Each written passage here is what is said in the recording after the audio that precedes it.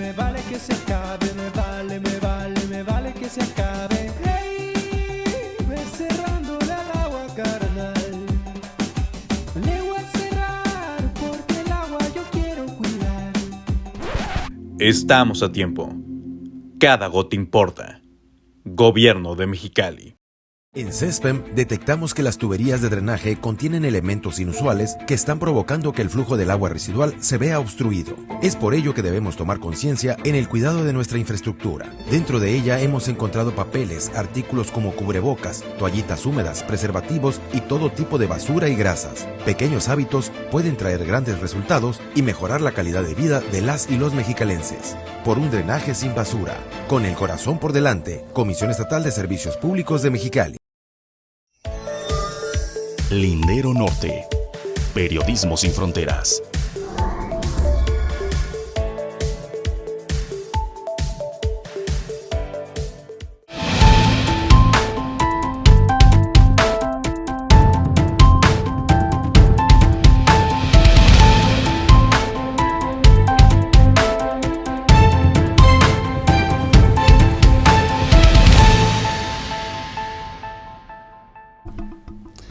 Hola, ¿qué tal? Les saludo con mucho gusto desde este Lindero Norte. Estamos en Casa Créala. Gracias por estar con nosotros en este espacio Día de los Santos Difuntos. Y saludos a En Línea BC en Tijuana, a Lindero Norte, por supuesto, y a todos los espacios donde usted nos ve. Y hoy tenemos un programa, como siempre, muy especial porque es miércoles y además está el maestro Rodolfo García García. ¿Cómo está, Rudy? Bien, mi Toño, aquí, viviendo todavía los coletazos del último pedazo de verano. Híjole, ¿no? De repente, bueno, lo que pasa es que de repente hay aire, tierra, ¿no? Pero también hace un sol un calor que Dios guarde la hora, mi querido. Bien. Pero bueno, eso así hay que verlo. Rudy, vamos a tocar 3 temas, si nos permites. Pusimos 2 ahí en el tercero va a ser sobre Día de Muertos y la situación política que se vive en Baja California, particularmente en el caso de la gobernadora.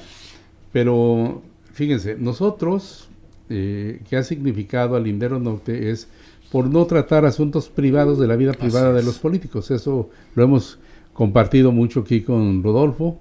Pero cuando la cuestión se vuelve pública, pues obviamente invitan a hacer un análisis. Así es. Pero bueno, eso lo vamos a ver como el tercer punto sobre eso y a propósito del Día de Muertos, ¿no? Pero déjenme decirles que acaba de salir un boletín de prensa firmado por el gobierno de Norma Bustamante, en el ayuntamiento de Mexicali. Y lo quiero leer a colación y quiero que me des tu punto de vista, Rudy, pues obviamente un hombre de izquierda, un hombre de ideas, de pensamiento y demás. ¿Qué es lo que te suena? Porque realmente yo no le encuentro muchas pies. Dice, buscan implementar un plan antibloqueo de caso de incidentes de alto impacto. Eso dice la cabeza del boletín. Dice que con la participación de los 3 órdenes de gobierno, Norma Bustamante encabezó la Mesa de Coordinación Territorial para la Construcción de la Paz y la Seguridad en Mexicali. Habla sobre proyectos encaminados a fortalecer la seguridad en el estado. Y dijo que el director de la policía, Pedro Ariel Mendívil, presentó la propuesta del plan antibloqueo, el cual incluye, ya es textual, un protocolo de atención, así como los principios de actuación y responsabilidad en caso de un incidente de alto impacto. Textual, dice la alcaldesa, debemos estar prevenidos y preparados para atender cualquier situación que pueda alterar la paz y la seguridad de los mexicalenses. Y la instrumentación de ese proyecto convertirá a la Dirección de Seguridad Pública en la primera corporación policíaca del Estado que tiene un mecanismo de esto. Y de repente y de bote pronto no tenemos más información. Y ahorita le pregunté a Jorge Heras, para que nos contextualice esta información. Pero, ¿qué te dice lo que hemos leído, mi querido Rudy? Primero me dice que es francamente sin pie ni cabeza el nombre. Porque cuando hablas de bloqueo y no me da los demás datos, yo puedo pensar que es el bloqueo contra los migrantes en la línea fronteriza. Puedo pensar que es el bloqueo con respecto a las manifestaciones. Puedo pensar una serie de cosas. Uh-huh. Y cuando ya lo aclaras, que es con respecto a grandes problemas, pues entonces, ¿qué han hecho en estos 2 años que han estado las corporaciones juntas? ¿No diseñaron un plan para poder responder a alguna cosa de estas? A ver, mi Toño, ¿para qué se reúnen todas las corporaciones, no sé si cada semana? Para diseñar estrategias en contra del crimen organizado. Uh-huh. Es lo primero que entiendo. 2, cuando me hablas de bloqueo, que nos tenemos que remitir a la experiencia anterior de los camionazos, ¿o a qué? La del 12 de agosto. Sí, exactamente. Uh-huh. Entonces, de veras que está ambiguo, porque para mí como estudiante, y tú también estudiante de los 70 y 80, cuando te hablan de un grupo élite de intervención de bloqueo, lo primero que están pensando son los granaderos o los porros, ¿eh?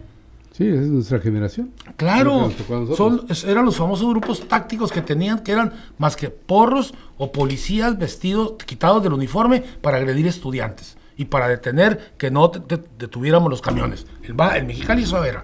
Entonces, cuando me hablas de bloqueo, caray. Sí, porque también nos puede remitir a las manifestaciones de activistas. Claro, ¿no? Por supuesto. Entonces, sí entiendo el contexto donde se plantea esta situación, pero no entiendo la razón de ser, porque en dado caso tendría que haber un grupo táctico en cada una de las corporaciones de los 3 niveles de gobierno. Eso era lo que yo comencé, nomás que no lo puedo explicar también como tú.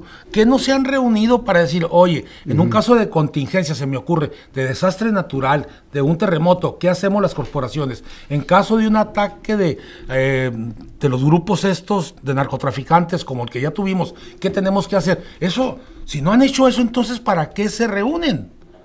Y la otra, esos grupos, te voy a decir una vez, esos grupos tácticos de existir, existen en la casi clandestinidad policíaca. Bueno, ni lo platicamos fuera, ni siquiera en México, donde están estas mujeres policías, les llaman así, le llaman grupos de contención, ni siquiera de bloqueo. Pero, ¿y para qué se lo anuncias tú a los narcotraficantes si dices que es contra eso? ¿Para qué se lo dices? ¿Para que te infiltren? Sí, además no era necesario, o sea, sacarlo, sale en boletín de prensa, y eso nos llama mucho la atención. ¿Sí? Y bueno, finalmente... nosotros estamos aquí en la transmisión y ya le hablamos a Jorge Heras para decir, bueno, reportea esta parte porque no... Es que no se entiende. A qué se refieren. Y entonces genera mucha especulación y bueno, finalmente lo importante es dar datos duros. Lo que estamos leyendo es una postura oficial de un comunicado. Anunciada. Sí. Y estoy hablando de no cuestiones pueriles, pues no cuestiones infantiles. Cuando alguien lee esto, debe de dejarle claro... ¿Cuál es la idea? ¿Hacia dónde va? El texto o el título, Toño, te permite especular lo que tú quieras. De todo. Porque no lo concentras, no lo diriges exactamente a lo que quieres decir. Que no debería ni aparecer, yo insisto, esos grupos élite existen o deben de existir en las corporaciones, pero sin decirlo. Es el SWAT, pues, para entenderlo rápido, en Estados Unidos. Grupos tácticos, así grupos es. Anti lo que quieras. Y bueno, finalmente es con lo que nos encontramos hace rato, esta información que se maneja vía comunicados y que llama mucho la atención. Pero es que además, ¿cuándo va a salir el director de la policía, que es el dador, el creador, el que generó esta idea, a explicarla? ¿Por qué tiene que ser un boletín y no una conferencia de prensa con ustedes los periodistas? Sí, platicábamos la semana pasada de lo importante que es la información oficial de los funcionarios, porque, por ejemplo, en la glosa del informe de Norma Bustamante, allí me tocó estar en la que le correspondió a Seguridad Pública. Entonces una regidora decía que porque es un grupo policíaco de Mexicali, iba a asistir a la Fiscalía y a otras corporaciones en la búsqueda de personas de desaparecidos en otros municipios. Entonces él decía, no, es que sí hay un grupo especializado. Y ese grupo especializado es porque ha trabajado con mucha sensibilización, es el que le ha dado confianza a las organizaciones de búsqueda de personas. Y bueno, si nos piden apoyo está ahí. Pero además no se desvían recursos, es una cuestión eminentemente de presencia policial. Y dices, bueno, está muy bien. Y yo Así creo es. que ahí dices, lo entiendes bien, ¿no? Es que a eso se entiende. Tengo grupos especializados para diferentes tareas importantes para cuidar a la ciudadanía. Pero de eso a generar esta idea de que vamos a crear un grupo, hijos, es que a mí me suena de choque, pues. Sí. Porque eso de bloqueo, pues cuando bloqueas la garita es porque no dejas pasar a la gente de la garita, pues. Pues sí, es anti, es viendo en cuestiones semánticas, Sí. es contra bloqueos o contra situaciones que se puedan dar. Claro. Y lo dices bien en cuanto a el problema de los camiones incendiados, Así los es. carros de inicios de agosto, pero también están las manifestaciones, también, no sé, hay las situaciones en el Valle de Mexicali con los grupos de narcotraficantes, ¿no? O cuando vengan los trigueros también va a entrar este grupo de bloqueo, porque pone en riesgo la circulación de la ciudad. Sí, la paz y la tranquilidad. Sí, la paz y la tranquilidad, porque ese esquema de paz y tranquilidad, mi Toño, ya lo conocemos tú y yo muy bien, ¿no? Se llama disolución social en aquellos tiempos. Exactamente. ¿Te acuerdas que había ese, Sí. ese tipo de delito? Te lo aplicaban inmediatamente como estudiante. Pero de todo, ¿no? Sí. Que si estornudabas, te aplicaban disolución Sí. social. Todo, ¿no? No, Absolutamente. yo estoy convencido que el director de la policía debe de salir a dar una explicación puntual o una explicación profunda con respecto a cuál es la intención y que se guarde los secretos que debe de tener una corporación o un segmento de la corporación como esa. Sí, perdón, ahorita me está mandando un reporte Jorge Heras, le agradezco mucho, Rudy. Sí. Dice que le dice a Jorge Pedro Ariel Mendívil que va más hacia un protocolo por los atentados que se han registrado, tanto el de la quema de vehículos como en la estación de policía, Así es. que fue el incidente que se Acaba de registró. ser. Entonces dices, bueno, pero el chiste es que ahí está. Pero no lo digas. Si el asunto es para evitar ese tipo de cosas, yo me imagino yo que la policía de Los Ángeles, California, o la policía de la Ciudad de México o de Guadalajara te van a salir a decir que tienen una estrategia y un protocolo y un equipo especializado en zonas de conflicto. No te lo van a decir. Es que es per se, ¿no? Pues claro, pero además es su trabajo y hay trabajos que no debe de decirse. No lo estoy defendiendo, lo que estoy diciendo es que lanzas una bomba en términos periodísticos, pero ni siquiera es una bomba controlada, ¿eh? Porque explota y sale para todos lados. Salió. Pero bueno, ya está ese tema. Ok, y bueno, está bien. al menos Le atinamos a lo que dijimos. sí, que era por ahí. Y la verdad que es lamentable que tengamos que estar especulando y además atinándole, ¿no? Atinándole. Pero bueno, en términos de ese es el análisis que les dejamos. Y el segundo tema es, a ver, la famosa reforma electoral, los riesgos, Rodolfo, Sí. las convergencias, las divergencias. Sí. Tú fuiste consejero ciudadano en el organismo ciudadano electoral que había en Baja California y que ahora es una OPLE Así es.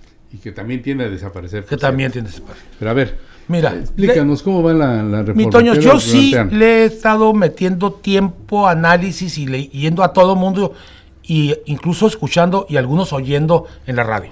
Ujú.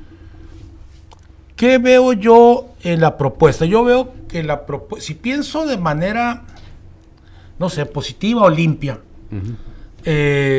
voy a dar una respuesta. Si pienso como creo que piensa López Obrador, que piensa de carambola de tres bandas, también voy a dar una respuesta a lo que voy. ¿Con qué? Y acabo de leer la encuesta que tuvo que sacar el INE, que no la conocía y la acabo de leer. Pero creo que ahí estamos muchos nosotros. ¿Con qué sí estoy de acuerdo en la reforma? Primero, que se reduzca el número de consejeros, sí. No necesitas ser 11, porque entonces, ¿por qué no son 15 o 21? No, 7, 9. Yo creo que con eso es suficiente. ¿Con qué me cuesta mucho trabajo coincidir con la propuesta? El tipo de elección para ser consejero. Que es una votación popular. Me cuesta mucho trabajo. Y creo que a la gente le costará mucho trabajo entender cómo elegir a 7 o 9 consejeros nacionales Porque además el mecanismo ni siquiera está claro. El mecanismo. Sí las propuestas, pero no el mecanismo. ¿Qué es votación? Sería votación Sí, directa. es una votación directa. Entonces, para mí es sumamente conflictivo poder llegar ahí. La reducción, estoy de acuerdo. 2. La reducción del número de diputados plurinominales, yo estoy totalmente de acuerdo, con una variable. Que en vez de desaparición de los 200 desaparezcan 100, pero que los otros 100 sean los 100 primeros, segundos lugares, los mejores segundos lugares a nivel nacional. 400. 400. Pero esos 100 que sean los segundos mejores lugares del Como distrito. en Baja California. Como en Baja California. ¿Por qué? Porque eso te da representatividad. ¿Por qué? Si tú ganas el primer lugar y yo pierdo contigo por 3 puntos porcentuales, la suma de los dos nos va a dar el 90% de la votación del distrito. Que es como lo plantea la reforma en el caso de los senadores. Exactamente. Que son 2 de tierra, bueno, y Así es. Y el que y sigue. primer. Exactamente. Por eso, entonces, que no desaparezcan, para que haya representación de las minorías, ya no tal minorías, pues, porque serían las segundas fuerzas. 3. Yo estoy totalmente de acuerdo en la desaparición de los OPLES. ¿Por qué? Y de tribunales electorales. Y del Tribunal Estatal. ¿Por qué? Porque esas funciones ya las realiza el IFE, o hoy INE, pues desde que yo fui consejero también del IFE, el IFE y el INE ya los hacían. Aquí duplicas, Toño, duplicas las funciones.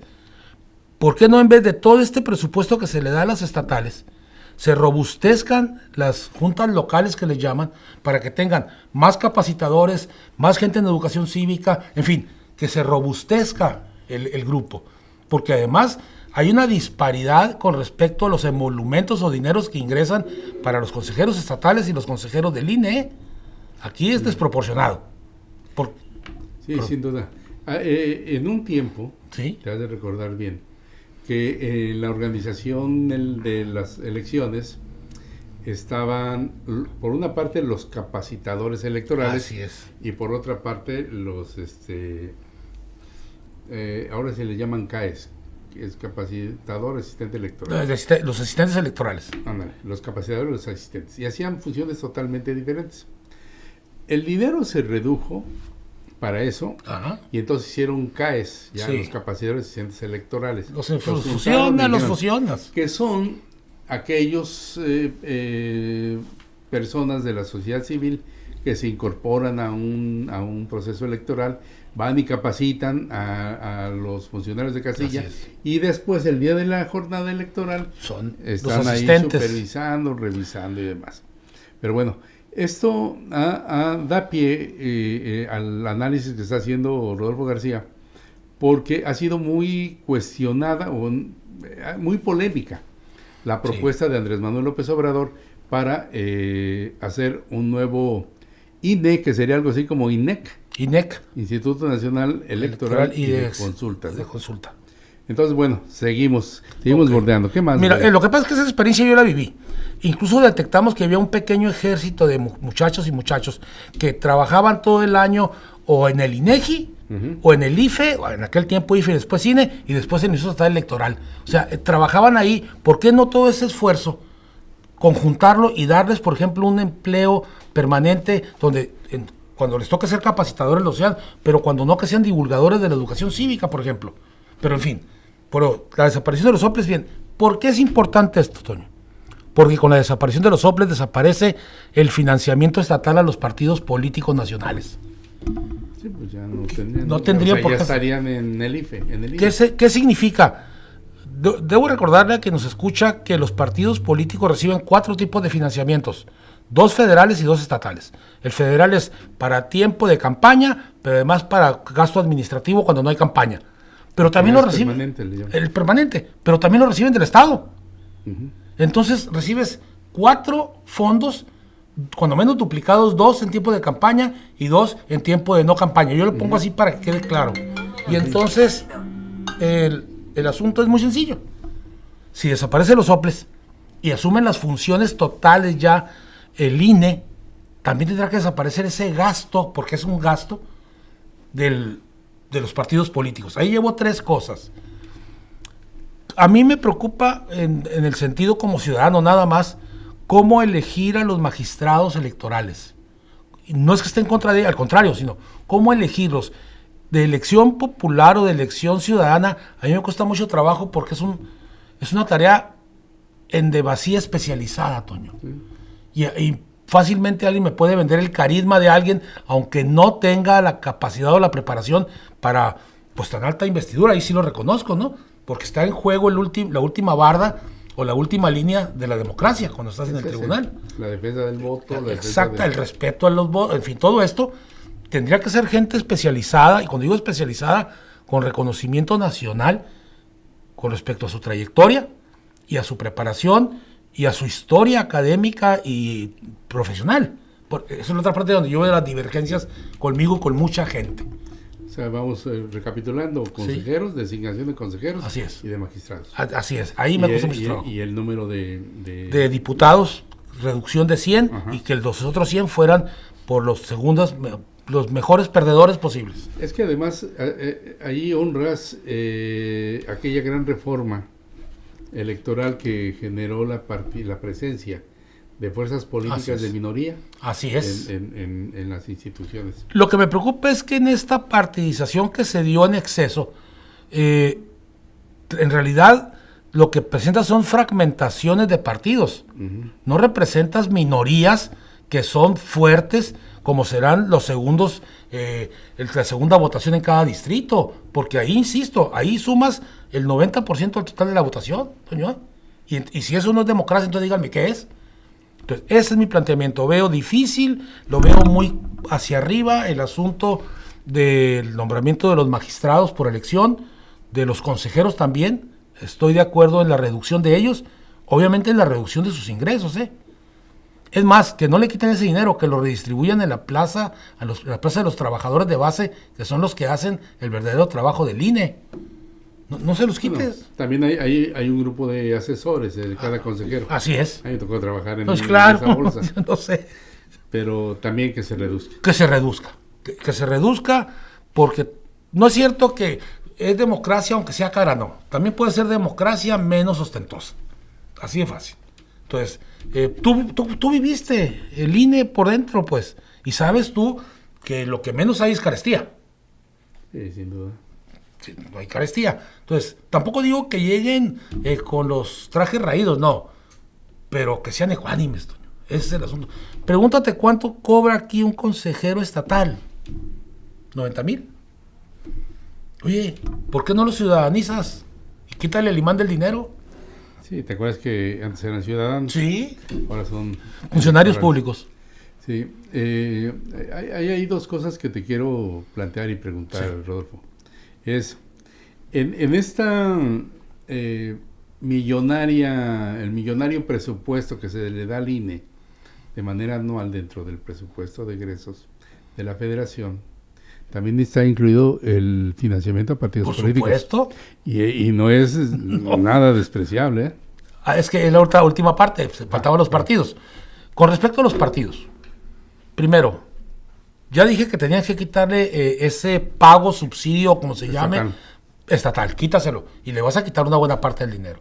Segundo, ¿dónde está la trampa de la asignación de los recursos a los partidos? Lo sabemos tú y yo, es en el padrón electoral. La ecuación que hacen. La ecuación que hacen con el padrón. Haz la ecuación, pero con la última votación, con los votos obtenidos de la última elección federal, y vas a ver cómo las cosas cambian.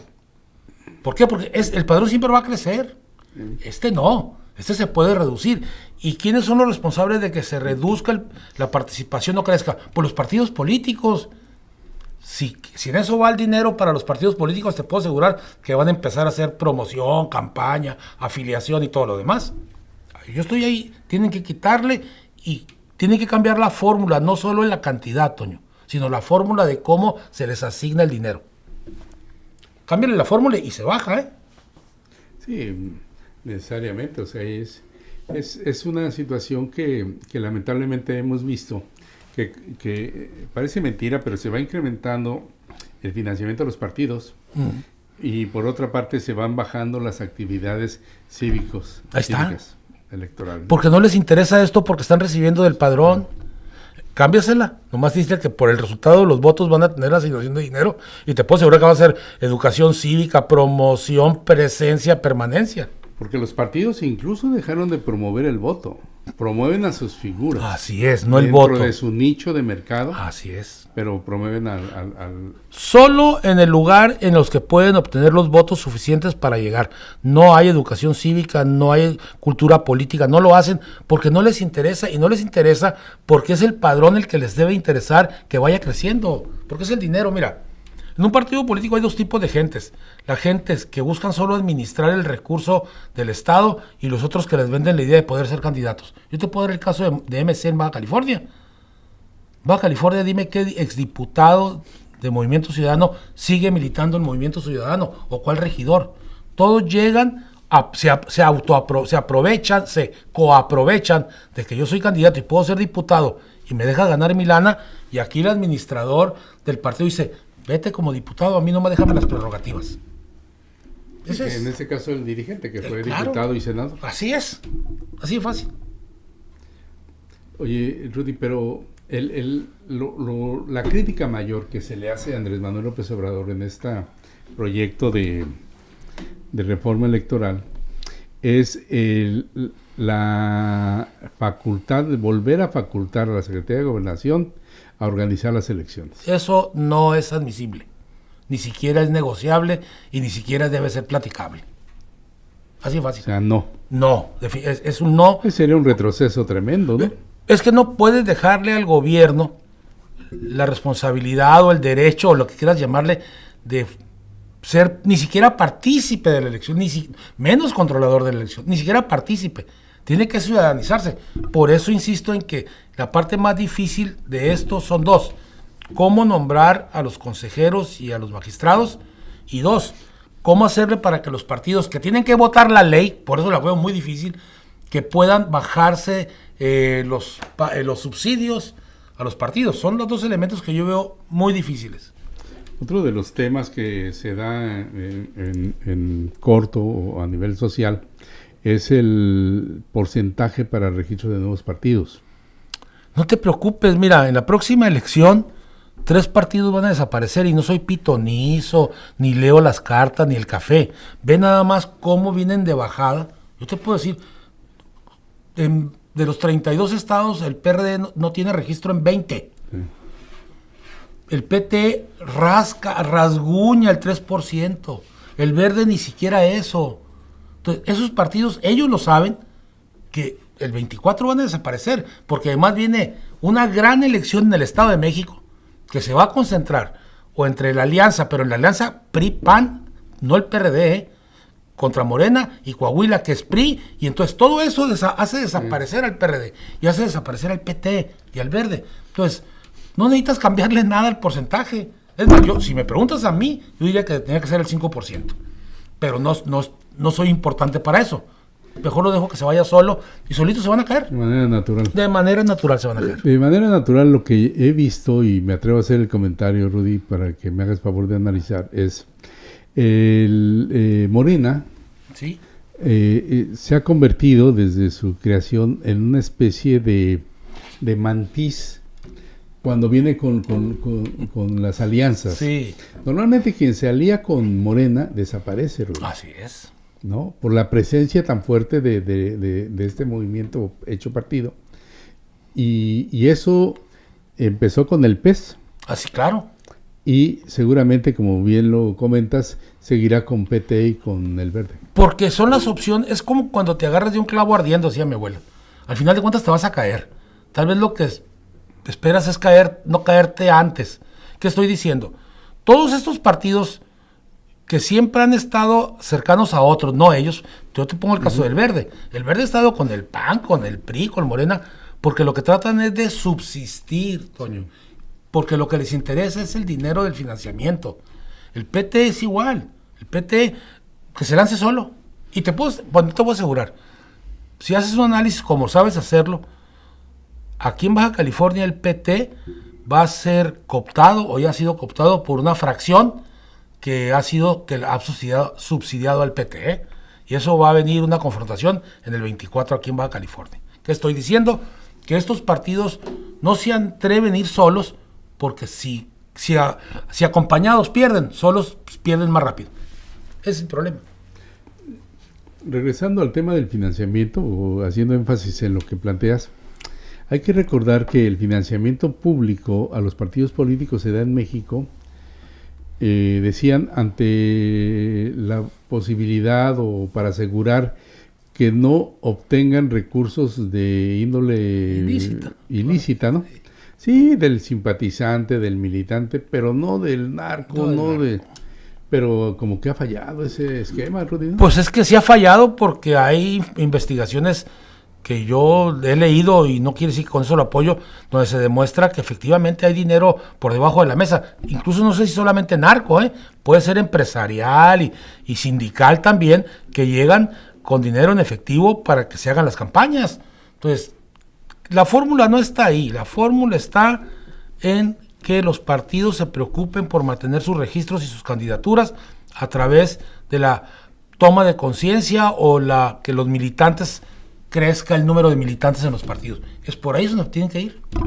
Te pregunto, Rudy, ¿ves una democracia achatada o una democracia que va a agarrar alas? Veo una democracia que le está costando mucho trabajo pasar de la democracia de partidos a la democracia ciudadana.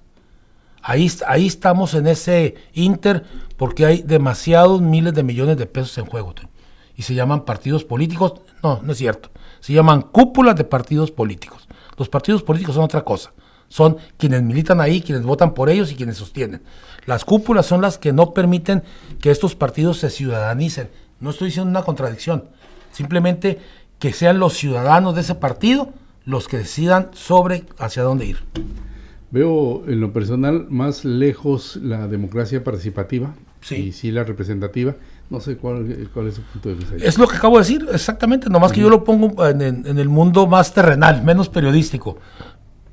Esta democracia de partidos contra la democracia de la ciudadanía significa que esta democracia representativa se frena o no permite el avance a esta democracia participativa. No dejan las cúpulas de partidos que seamos los ciudadanos los que demos el camino a seguir de los partidos, porque es el dinero.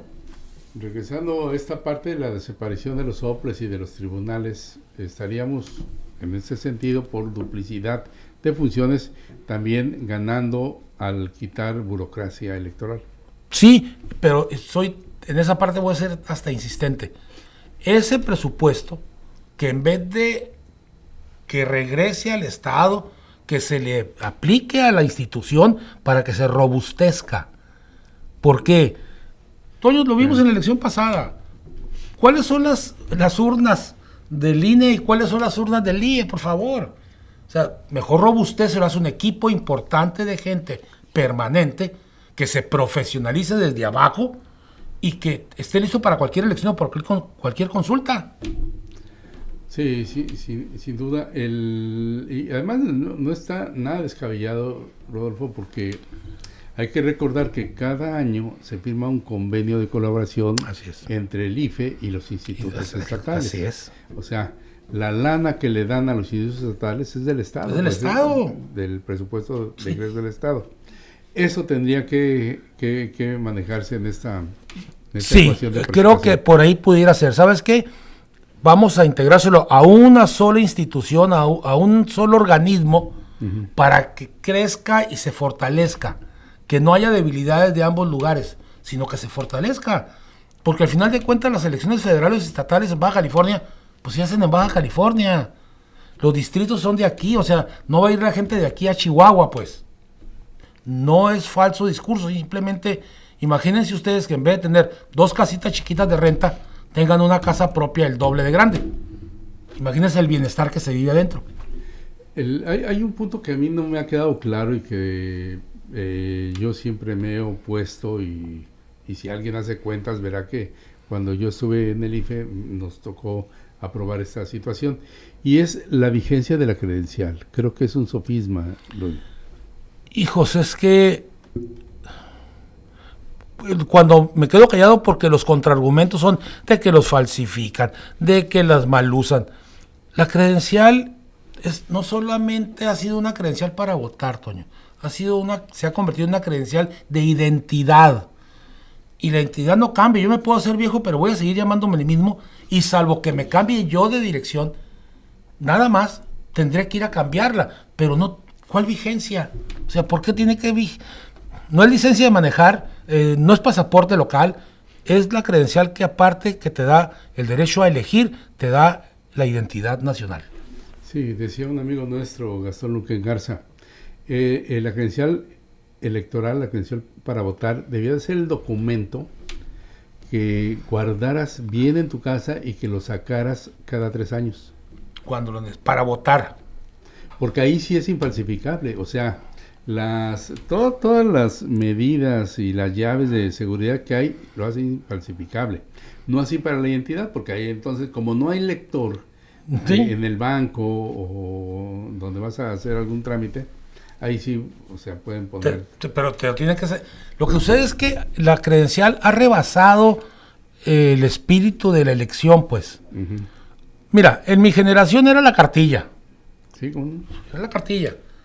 Y incluso no tenía foto, ¿eh? No, yo me acuerdo. Digo, era la media cartilla, pues, que te daba del principio. Ándale. Entonces, eso es lo que te daba identidad como ciudadano, que ya eras mayor de edad.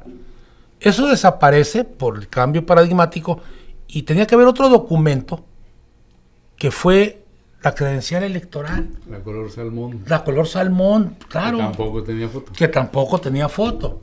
Entonces, ¿qué estoy diciendo? Que tenemos que cambiar el concepto de que solo sirve para votar. Esa es la función, es la función esencial de la credencial, sí. Mientras no haya otro documento de carácter nacional que nos dé identidad, va a seguir siendo la credencial, Toño. Perdón, ¿por qué no hacemos el registro ese que nos han intentado vender durante tanto tiempo? Que es aparte del registro federal de causantes, es el otro, que ni me acuerdo cómo se llama. Cédula, ¿no? Sí, es la cédula de identidad. Ok, cámbianoslo, danos la cédula de identidad y entonces la credencial se va a guardar solamente para votar. Yo recuerdo que en la época de Felipe Calderón se otorgó una cantidad de recursos impresionante al COLEF para que lo hiciera. Lamentablemente el COLEF pues bateó de 0-0 y no, pero pues, batió de todo. Bueno, sí, de todo y se quedó con todo, ¿no? Pues sí.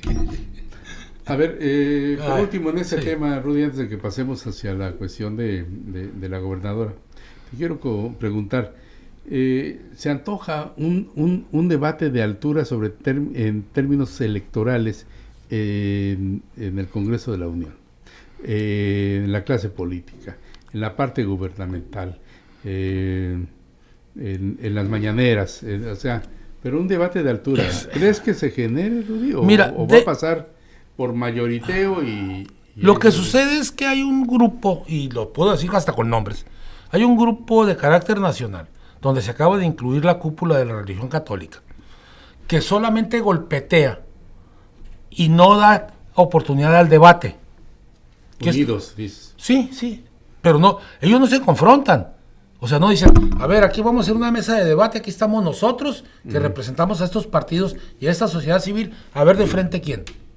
Pero lo que yo les pediría es que no fuera Lili Téllez, y lo digo así con toda formalidad, que sea gente preparada de la derecha, con argumentos, y que la izquierda también los proponga. Y cuando digo izquierda puede ser PT, Verde, Morena, gente sin partido, académicos, empresarios, que puedas debatirlo, Toño.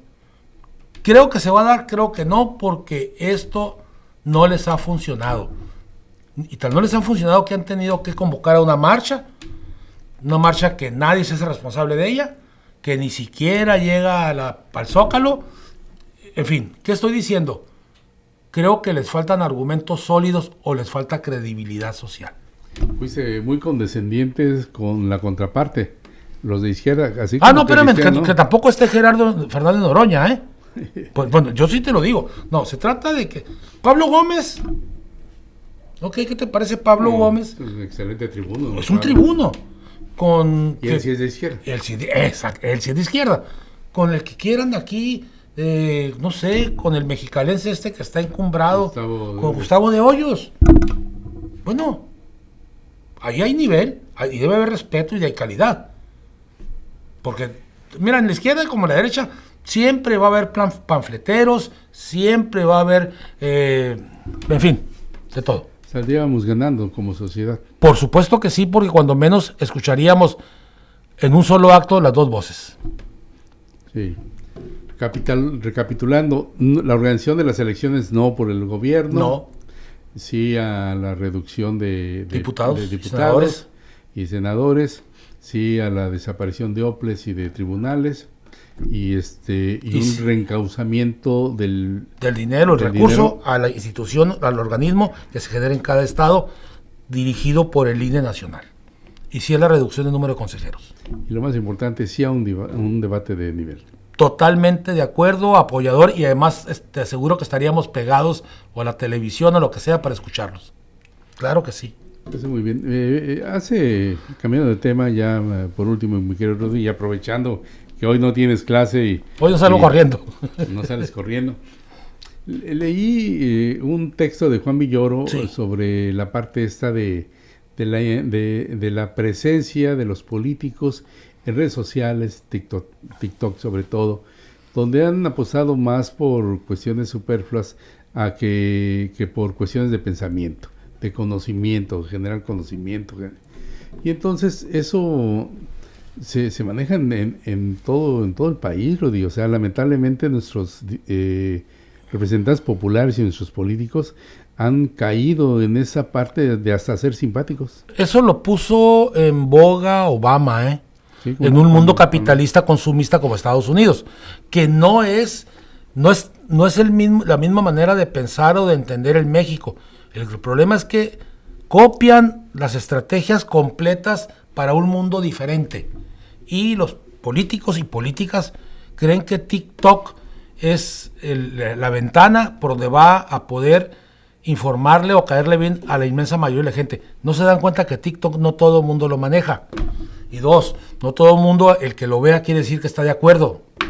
Entonces, ese es un problema de falta de imaginación o falta de entender qué es un buen o mal político o política.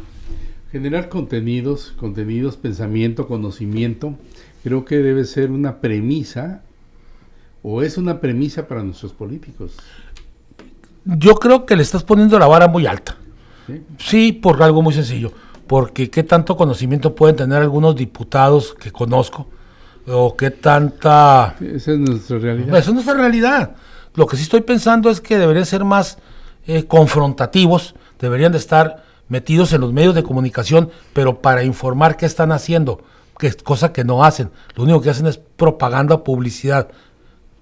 Yo no veo a los regidores o a los diputados decir, aquí está mi agenda de trabajo de la semana y vamos a estar en tal parte haciendo esto. Se esconden. Bueno, entonces, ya con que hicieran la agenda, es decir, estamos haciendo esto o estoy votando así, ya, yo estoy convencido que la gente estaría agradecida de entrada, decir, mira, sí, hombre, fue a 5 sesiones, visitó 4 colonias, resolvió estos problemas, votó a favor de esto, votó en contra, pero no sabemos nada, son opacos. Sí, esa es una realidad. Como tan realidad es la presencia de nuestra gobernadora en esas redes sociales. ¿Tú cómo la ves como académico, como ciudadano y obviamente como crítico, pues, de lo que estamos viendo en Baja California tan nuestro? Mira, lo he seguido y la verdad lo platicaba contigo, como dices tú, es que son unas piezas, pero el rompecabezas todavía no se construye todo. Sin embargo, Reyes Heroles decía que la forma es fondo. Uh-huh. Y cuando veo a una gobernadora como la de Baja California, donde su conducta es totalmente clase mediero pequeño burguesa, cuando digo esto voy a dejar muy claro, es TikToks, donde el esposo, que no tiene ninguna función, no debe tener ninguna función pública, gana los primeros planos de donde están grabando, donde los lleva con él. Eso no es parte de la política de rigor, para entenderlo rápido. 3, gobernadora, usted no gobierna California, gobierna Baja California. ¿Por qué lo dice Rulo? Porque se viste de la Mujer Maravilla y no la vi vestida de Catrina. Y estoy hablando de cultura. Mientras que la presidenta municipal un día antes habla de que la cultura de Mexicali, oye, está grabado, la cultura de Mexicali, que hay que apoyar la cultura. entiendo muy bien que por fronterizo nos quieran vender la idea de que tenemos que asumir todas las tradiciones norteamericanas. Eso no es cierto. Somos la primera línea de defensa para la cultura latinoamericana y mexicana. ¿Cómo los gringos no hacen la fiesta? ¿Por qué no hacen las Catrinas? Pues porque tienen sus concepciones culturales. Entonces, a mí me asombró. Y me asombró porque lo puedo entender en la vida privada. Tú puedes vestirte de lo que quieras, pero no en la función pública. Porque en la función pública nos representas a todos. Y a mí el Halloween, y pregúntale a los demás si Halloween los representa. No es así, Toño. Ya van 3 o 4 actos que veo en la gobernadora que asume, no sé si actitudes, no estoy seguro con respecto a la palabra actitud, sino poses más de el mundo de la moda y fashion del PAN que de la cultura, de la manera de vivir de los que tienen que salir de Morena. Lo estoy diciendo con claridad. Los candidatos, las y los candidatos de Morena no pueden tener el mismo corte que los que tenían los candidatos o candidatas del PAN, y menos del PRI. ¿Por qué? Porque es una concepción diferente, Toño, que no se ha entendido. Hablemos de México. Por supuesto. De mujeres gobernantes. Pues dime tú cuántas veces ha salido la pareja de Claudia Sheinbaum en un evento público. O dime si sabemos si tiene pareja o no esta señora Laida Sansores. Dime tú si sabemos de manera pública que la gobernadora de Guerrero tiene pareja o no.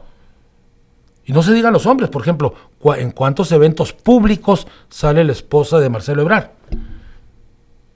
La del presidente, en cuántos públicos que no sean los oficiosos sale. ¿Por qué? Porque debe de separarse la vida privada de la vida pública. Tú tienes una vida pública y una vida privada. Yo tengo una vida pública y una privada. Y en la privada yo puedo hacer lo que quiera. Cuando yo quiero hacer lo que quiera, puedo andar en shorts, en camiseta, vestido, peinado. Pero en el público, cuando yo voy a dar clases y tú sales en un noticiero, pues tienes que guardar formas para el respeto a los demás, Toño. A eso me estoy refiriendo. La veo a la gobernadora que tiene estas actitudes todavía del mundo clase mediero, aspiracionista de los bajacalifornianos. Desgraciadamente, ¿eh? La entendería bien si fuera gobernadora por otro partido, la entendería bien y no la criticaría porque sé que esa es la conducta. No lo puedo entender de una conducta de una mujer que dice que es de izquierda y que dice que apoya a López Obrador y que dice que va a cambiar Baja California. Ahí no lo entiendo. Oye, la vara está muy alta entonces para los de Morena, Rudy. Por supuesto. Pues, ¿será una nueva generación de políticos? Tiene que ser una nueva generación. Yo lo he dicho ya en bastantes ocasiones y desgraciadamente el tiempo me da la razón. Tienen que pasar del Movimiento de Regeneración Nacional a Morena. Tienes que pasar de este conglomerado que parecía una aspiradora de agarrar a todo mundo para ganar. Ahora tienes que convertirlo en un partido político con principios y con bases y con filosofía. Decía el fisgón Rafael Barajas en un cartón de hace un año previo a las elecciones del 21. Del 21. Decía, pues ya están en la estrategia, los equipos, todo el mundo, ¿no? Ya está toda la organización de la elección interna. Y entonces decía un morenista, y solo faltan los principios. Ahí está. Son los principios los que no han hecho mella entre los militantes de Morena. Porque no se ha impuesto como partido Morena, Toño. Sigue siendo Movimiento de Regeneración Nacional como un movimiento de masas, de grupos y de grupos de poder incluso adentro. Ese es el problema. Eso tiene que suceder, pasar de eso al partido político. Mira, ¿dónde se cayó el PAN? Exactamente cuando hizo lo contrario. El PAN viene de ser un partido con principios, con filosofía, con militancia, con todo esto, y cuando empieza a abrirse y a perder los principios, es cuando empiezan a salir las y los candidatos que no eran del PAN, que luego los traicionan, y se empieza a caer. Ahí está la prueba clara de cómo un partido político tiene que tener márgenes de movimiento. Me queda claro que nunca ha sido de tus gustos el Partido Acción Nacional. Públicamente lo he dicho de los años 70. Claro que no. Pero reconozco que había militancia y que había democracia. Yo recuerdo los eventos que hacían para elegir los candidatos a diputados, que cada quien llevaba a su gente y era militante. En fin, había una serie de cosas que le daban disciplina al partido, que le daban homogeneidad. y le daban incluso el derecho a la divergencia. Pero aquí no es la divergencia, Toño, es la atomización. ¿Tú cómo puedes ver tú pon a una militante universitaria de izquierda y ponla con las funcionarias del gobierno del Estado? No. Bueno. Nos ha ganado el pragmatismo. Sí, nos ha ganado el pragmatismo. Como sociedad. Como sociedad, claro. Y nos ha ganado la urgencia de sacar al partido en el poder, quien sea, por poner otro, no importa quién. Y Fox fue la prueba clarita. Sí, con el voto útil. Así es. Nada más. Y después le fue dando así como pollo rostizado, ¿no? Le daba vueltas. Hasta que llegamos a 2018. Pues, exactamente. Hasta ahí. Y atrás quedaron movimientos fuertes como incluso el del propio Ejército Zapatista. Por ejemplo, que fue una bomba, le estalló en las manos al gobierno federal, no al presidente nada más. Al gobierno federal le estalló en las manos porque hubo un reencauzamiento de la convicción que teníamos miles y millones de gentes en todo el país ante la necesidad de que encauzáramos ese descontento. Eso prendió, Toño, prendió la pradera en México. O sea, lo que pasa es que el gobierno federal tuvo la manera de que no se notara tanto. Pero tú veías en las universidades, en los sindicatos, gente que buscando que, a ver, ¿qué era eso, no? Y ahí había coincidencia con los movimientos progresistas. Con la coordinadora incluso. Uh-huh. Cada quien en su ámbito, pero como un acto de rebelión, pues. Entonces, ¿qué eso es lo que necesitamos? Sí, lo has planteado mucho, incluso en la rebelión de las bases del magisterio. En el sindicato. Así es, claro. No tenemos otra. Porque el camino ascendente a la cúpula de los sindicatos, luego, cuando llegas a la cúpula, te pervierte el dinero. Tienes que hacer una rebelión. Ese es lo que te iba a comentar ya terminando el programa, es el quítate tú para ponerme yo. Sí. O sea, cómo te perviertes y cómo quieres o no quieres. Cómo hay una pretensión a formar parte de la cúpula y no hacer cambios. Mira nada más el mimetismo de los organismos sindicales, incluso empresariales. Uh-huh. Es mimetismo porque cuando estaba el PRI, todos eran priistas. Coparmex era priista. Los sindicatos eran priistas. Cambia el PAN y de repente se mimetizan azul y los sindicatos sacan diputados, Carlos Angulo, por ejemplo, lo que tú quieras, y Coparmex también. Llega Morena y resulta que el líder sindical es de Morena. Y antes el líder sindical era el PAN. Y luego antes el líder sindical era el PRI. Por favor, si eso no es perversión, dime qué es.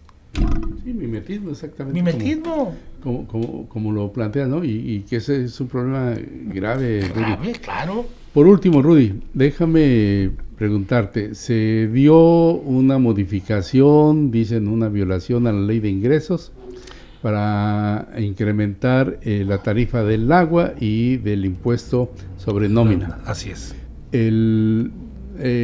Se da este efecto que busca seguir el efecto que tuvo hace 6 años, 7, sí, 6 años. 6 años. Entonces vemos una manifestación en Tijuana con 400 gentes, pero también vemos que hay un sector que sí está agraviado, que es más bien el sector industrial, el sector económicamente fuerte, porque es, de acuerdo a lo que dice la gobernadora, de acuerdo a lo que dicen los especialistas del gobierno del estado, es a quien les va a impactar el incremento de la tarifa del agua. Mira, lo primero que digo y sostengo es que ¿qué necesidad tiene el gobierno del estado en plantear este incremento en el mes de finales de octubre, principios de noviembre? ¿Por qué no esperarse a enero e incluirlo en el presupuesto de ingresos del próximo año? Ahí yo siento que por más que puedas recaudar en 2 meses, tampoco va a impactar. Entonces creo que ahí hay un error de quienes asesoran a la gobernadora. 2, ahí yo tengo un diferendo porque yo creo que en la medida que más cueste que el gobierno del estado lleve agua hasta Ensenada, el costo debe de subir. Es una. No puedes tratar igual a los desiguales. No puedes, con el tamaño de la tubería para Mexicali, no es el mismo el tamaño de la tubería para Ensenada, Toño, de entrada. 2, o Tijuana. 3, pues los grandes consumidores de agua les va a repercutir. No es cierto, Toño. A los empresarios nunca les ha repercutido nada. Bueno, se repercute en el billete, en la factura.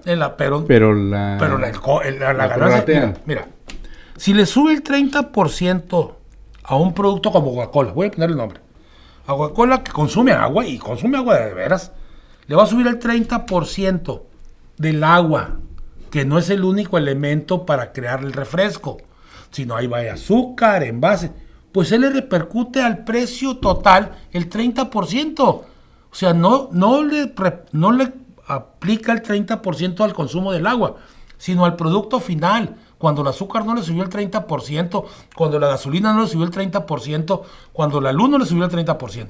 Hasta salen ganando. Lo que pasa es que hay que hacer esto para decir que son afectados. Pero que me digan ellos qué empresa va a quebrar por el aumento del agua. ¿Por qué? Porque no lo asumen ellos. Lo van a repercutir en el consumidor, en el paciente, en el cliente, como quieras llamarle, por favor. Pero nos veríamos muy chulos defendiendo a las empresas por eso. Pues yo no me atrevo a hacerlo, porque si me dijeran, voy a asumir yo el costo, diría, a ver, mira los empresarios asumiendo el costo ellos y no lo vamos a repercutir. ¿Ha habido alguno de esos? Te voy a decir incluso la contra. Canirac dijo ya, a mí me van a subir el agua, yo se lo voy a subir a los precios. Ya lo dijo en público. Sí, como no, la semana pasada, ¿Sí? allá en Ensenada. Rodolfo García, como siempre un placer estar contigo. Gracias por estos minutos que nos das cada semana. Todos los miércoles, mi Rudy, aquí estamos. Todos los miércoles, mi Toño, aquí estamos mientras vivamos. Media hora en este mes, pero ya a partir de diciembre ya chino libre, dijera mi abuela. Perfecto, muchísimas gracias. Te agradezco como siempre, mi querido Rudy. Paul, muchas gracias, nuestro productor. A Casa Créala, en línea BC. Si Paul hablara todo lo que platicamos fuera del aire, cuidado. No, es toda una... es la caja negra. Sí. La caja negra del Lindero Norte, de la Era de los Ceres. Como siempre, pórtese como quiera, pero cuídese. Cuídese.